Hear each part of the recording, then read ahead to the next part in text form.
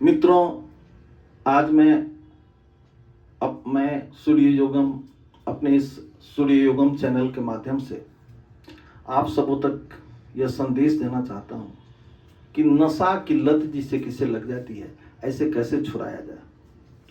नशा की लत, नशा की आदत तो उसका जो व्यक्ति पान करता है उसका शारीरिक, मानसिक और सामाजिक स्तर पर पतन हो जाता है।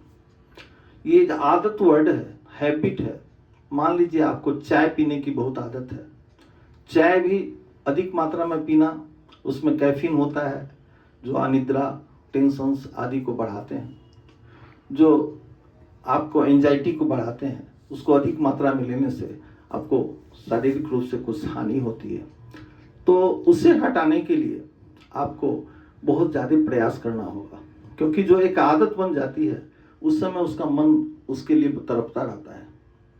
इस आदत को अंग्रेजी में हैबिट कहते हैं। Habit, T is your habit. इस हैबिट वर्ड से इस लेटर को आप हटाइए तो भी ए बिट बचता है।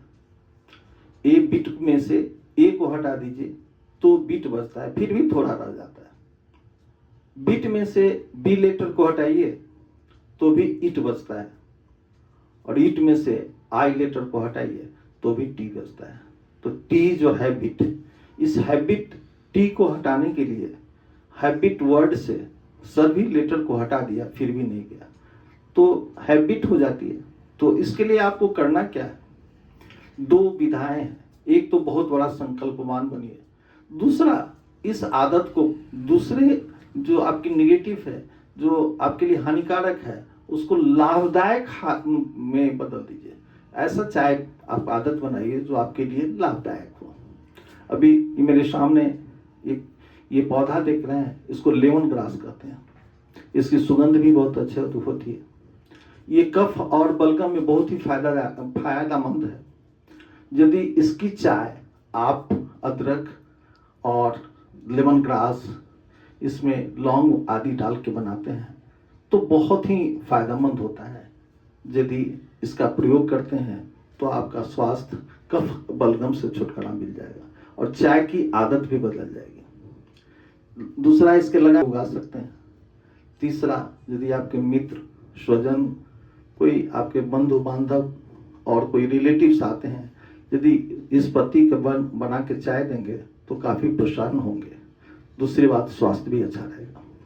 तो टी को हम लोग, जो हमारे जो कैफीन है और अदर्स उसमें जो टेनिन आदि सब्सटेंस पाए जाते हैं, उससे छुटकारा पाने के लिए यदि आप लेमन ग्रास का यूज करते हैं तो आपका स्वास्थ्य भी अच्छा रहेगा, और जो टी की आपकी जो आप लेने की ललक उठती है वो भी शांत हो जाएगी। तो कहने का तात्पर्य हुआ, जब इस तरह का कुछ निगेटिव है तो उसको पॉजिटिव से बदल दीजिए। एक आदत को, उसी आदत को दूसरी अच्छी चीज से बदल दीजिए।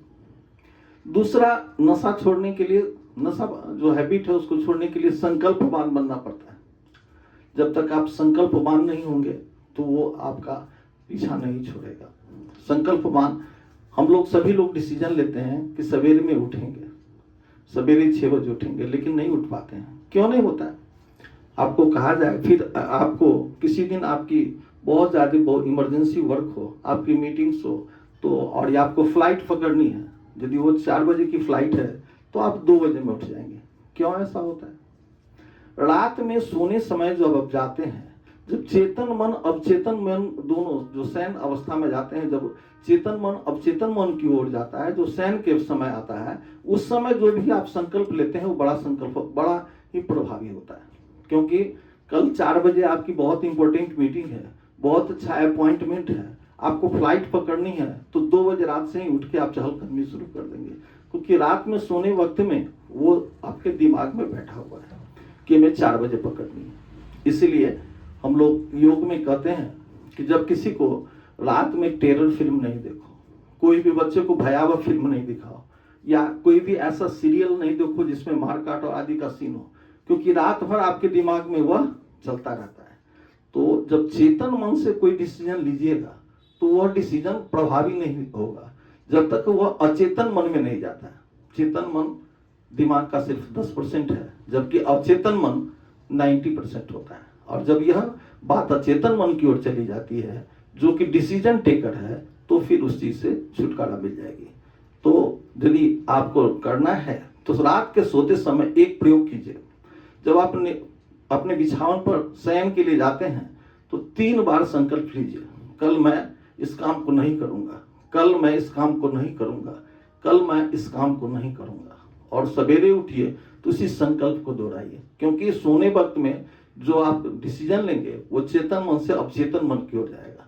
अब बार बार इसको जब आप संकल्पवान बनाएंगे तो आपका मन संकल्पित हो जाएगा और आदत छूट जाएगी। इसके लिए योग में एक बहुत ही विधा है, जो आप यदि जानते हो नहीं जानते हो तो नेट आदि पर सर्च करेंगे, योग निद्रा।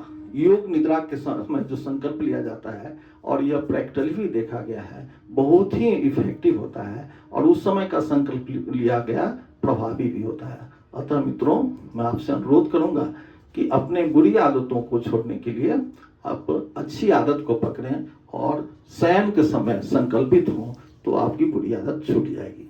धन्यवाद। हरिओम।